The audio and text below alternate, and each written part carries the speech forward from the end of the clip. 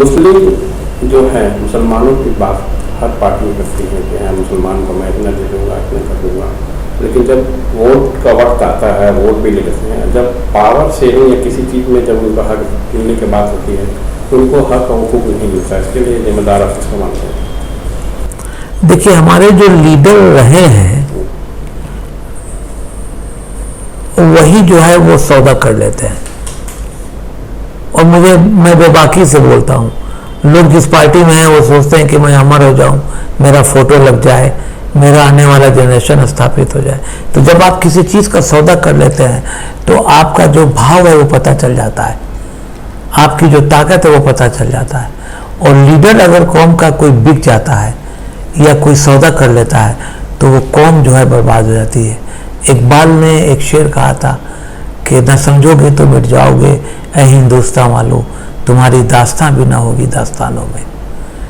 तो हमारे कौम के लोग जो हैं वो इकट्ठा नहीं हुए, न्यू जनरेशन के हवाले अपनी पुरानी राजनीति नहीं कर रहे हैं, अपने नए लोगों को खड़ा नहीं कर रहे हैं।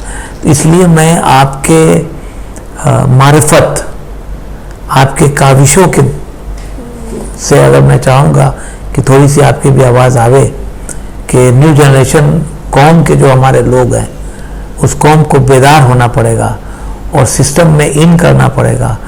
और एक गांव से कम एक लीडर अपना होना चाहिए जिसकी बात सुनी जाए।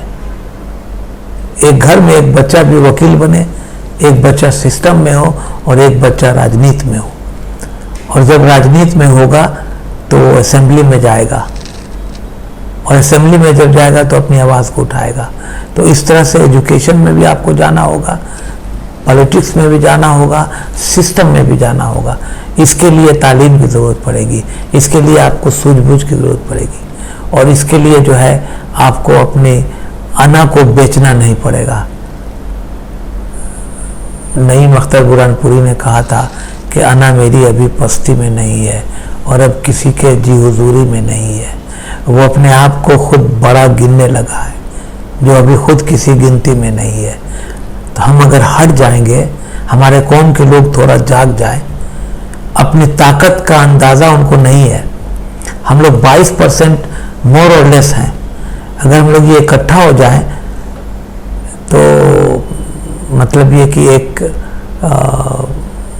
तूफान बर्पा हो जाएगी। लेकिन अनफॉर्चुनेटली हम लोग बिखरे हैं।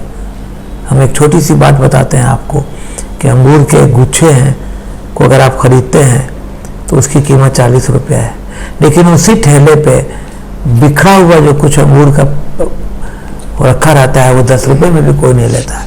तो हम लोग अंगूर के उस गुच्छे से बिछड़ गए हैं, टूट गए हैं। जो फल टूट के गिर जाता है उसे कोई नहीं पूछता है। तो मैं तो आपके थ्रू यही कहना चाहूँगा अपने कौम बिहार के लोगों को, हिंदुस्तान के मुसलमानों को कि मुसलमानों आप जाग जाओ, आपकी ताकत कम नहीं है। ये जितने लोग हैं चाहे यूपी में जो भी हैं, यूपी में अगर कोलकाता के तरह, बंगाल के तरह अगर सबक ले लें, बिहार में अगर सबक ले लें तो ये लोग कहीं नज़र नहीं आएंगे।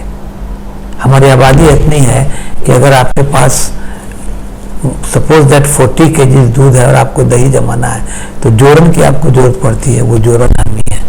हम जिधर जाएंगे उधर ही सरकार बनेगा। लेकिन मजबूरी इस बात की होती है कि फिर जब अगर ऊपर से कुछ मतलब ये कि लॉलीपॉप मिल जाता है या लोग ये ऊपर जाके नीचे वालों को नहीं समझते हैं, तो इसमें हमारी अपनी भी मजबूरी और अपनी भी खता है, जिसको हम लोग रेक्टिफाई करेंगे। आने वाले दिनों में हम लोग अपने कौम को जगाएंगे और अपने कौम को एक कौम कह के अपनी बात बताएंगे कि कुरान की वो आयत है वातसिमू बिहब्लिल्लाह जमिया वला तफर्रकू। तो अगर हम अल्लाह की रस्सी को मजबूती से पकड़ेंगे और उससे मदद मांगेंगे और उसके रास्ते पे चलेंगे तो हमको एक दिन बिहार में नुसरत मिलेगी, हमारी इज़्ज़त मिलेगी और हर पार्टी लोग हमें जो है वो इज़्ज़त की निगाह से देखेगा। लेकिन शर्त यह है कि कौम का लीडर जो है वो मौलाना मजहरुल हक अब्दुल क़य्यूम अंसारी की तरह हो।